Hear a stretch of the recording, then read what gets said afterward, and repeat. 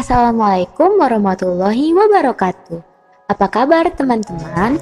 Semoga kita semua selalu diberikan kesehatan ya. Amin.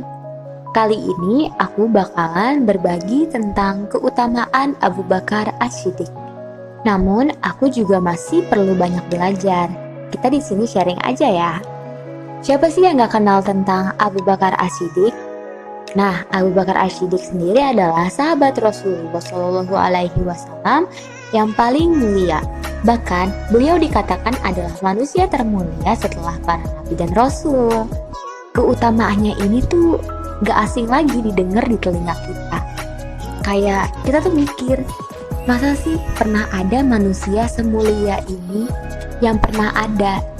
Apalagi kalau kita baca-baca tentang cerita sahabat Nabi, tentang kisah-kisah Nabi dengan membedakan apa yang terjadi sekarang. Namun semulia-mulianya Abu Bakar, beliau juga pernah loh dikritik perjalanan hidupnya.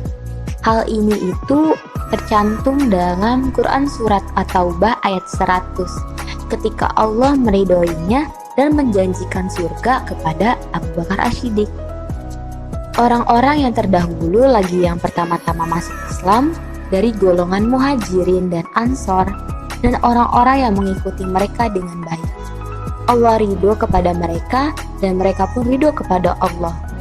Dan Allah menyediakan bagi mereka surga-surga yang mengalir sungai-sungai di dalamnya selama-lamanya. Mereka kekal di dalamnya.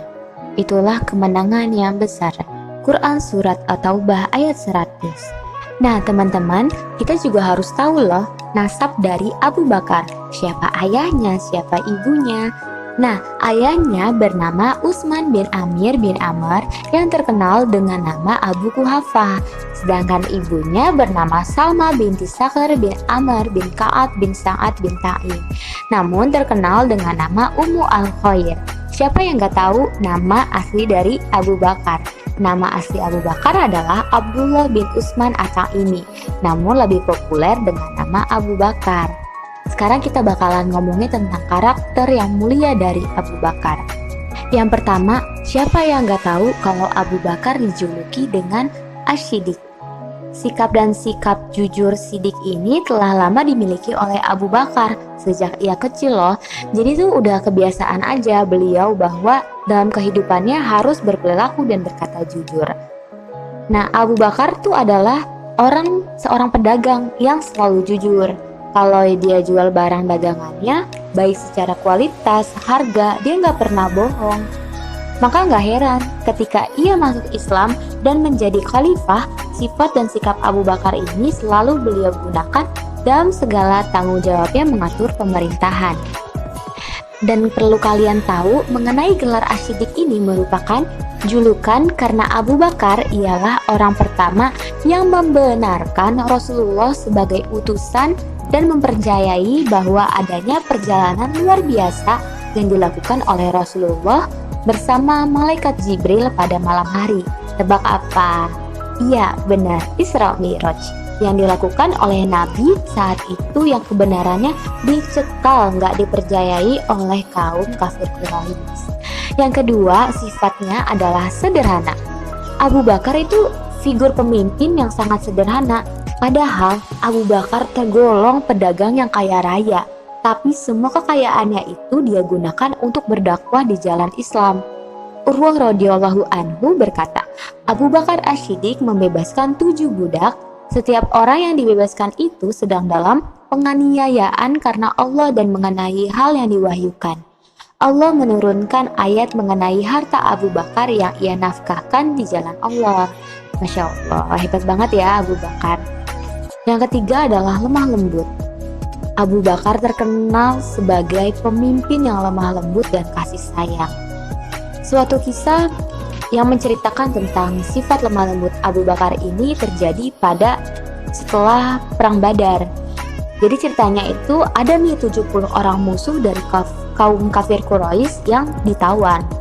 Nah, para kaum muslimin itu berselisih gitu mengenai apa yang dilakukan semestinya kepada tawanan-tawanan ini. Akhirnya Rasulullah minta pendapat ke Abu Bakar. berucap. Abu Bakar tuh ngomong ke Rasulullah gini, "Wahai Rasulullah, Allah telah memperlakukanmu dengan penuh kasih sayang. Inilah titik tolak yang hendak saya ajukan kepadamu." Lalu Abu Bakar berucap lagi, "Tawanan-tawanan perang itu bukan orang lain. Mereka masih keluarga kita sendiri. Ada yang masih hubungan orang tua, ada yang masih dalam hubungan anak dan paman. Karena itu kasihi dan sayangilah mereka."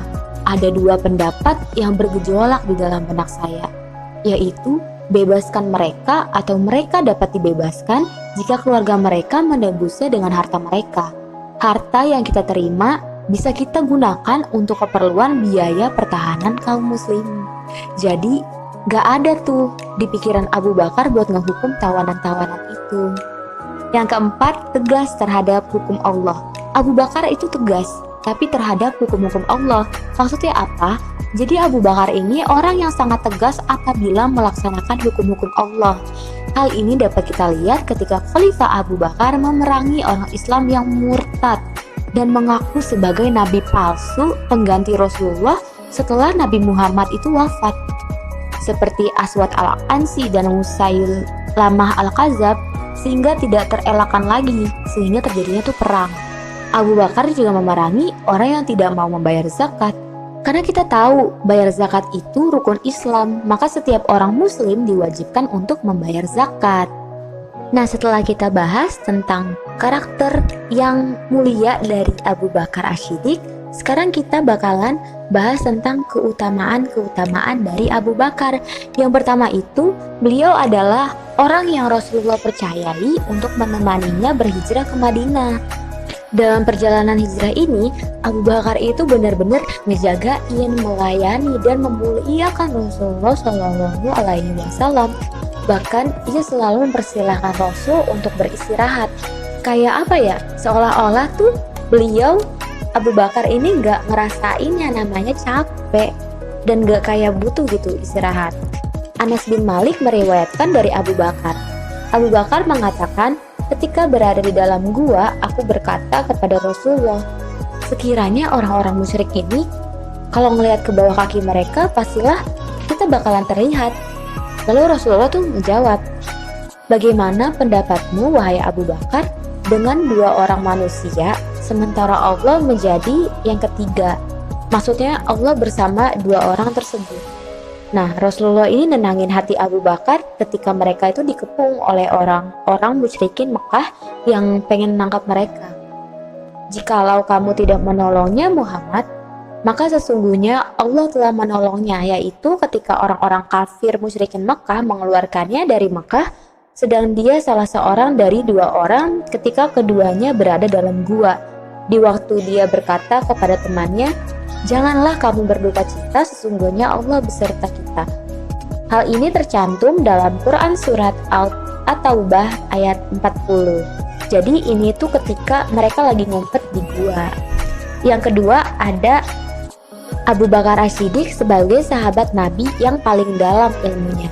Mengapa bisa dikatakan hal seperti ini? Jadi Abu Sa'id Al-Khudri mengatakan suatu ketika Rasulullah SAW berkhutbah di hadapan para sahabatnya dengan mengatakan, "Sesungguhnya Allah telah menyuruh seorang hamba untuk memilih dunia atau memilih ganjaran pahala dan apa yang ada di sisinya, dan hamba tersebut memilih apa yang ada di sisi Allah." Kata Abu Sa'id, mendengar hal itu Abu Bakar tuh nangis. Nah, sahabat-sahabat yang lain tuh heran ngeliat kenapa Abu Bakar nangis, padahal Rasulullah cuman menceritakan seorang hamba yang memilih kebaikan.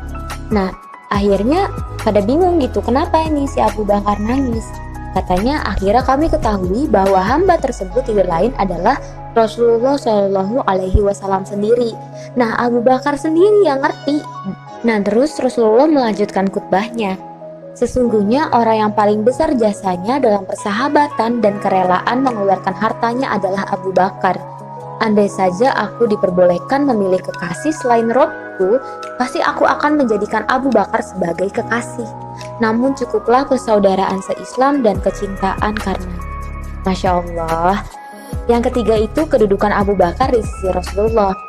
Jadi dari Amr bin As, Rasulullah pernah mengutusku dalam perang Zatu As-Salasil Saat itu aku menemui Rasulullah dan bertanya kepadanya, "Siapakah orang yang paling Anda cintai?"